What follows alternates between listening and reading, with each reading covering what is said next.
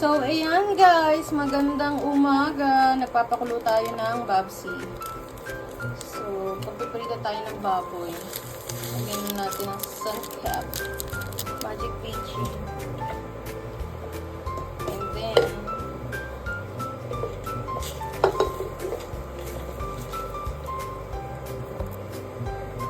laurel.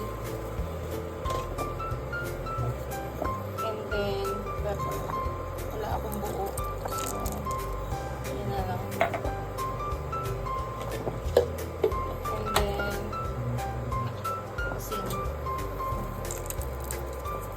Parang may lasa-lasa naman. Itong nakaraang luto ko, parang alang lasa. Ano ba ito? Hehehehe. Tayo na lang natin. So, ngayon naman, gusto ko lagyan siya ng flour. So, ayan.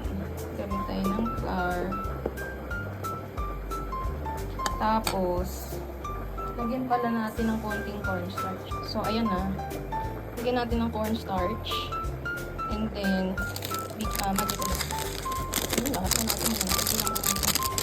And then, pinong pepper. Madami, mas masarap. And then, asin. Where's my asin?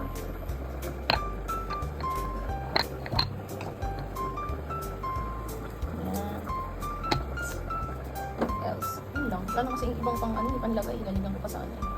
So, ayan na siya. Bali, lipat ko lang dito. Ayan. Habang nagpapainit tayo ng tapos, yan. Ganyan lang, guys. Lagyan ko ng flour ngayon. Parang last time kasi hindi ko nilagyan. Ayan na po. Tapos, prito na lang natin. Ayan na po yung ulam namin. Kain po tayo.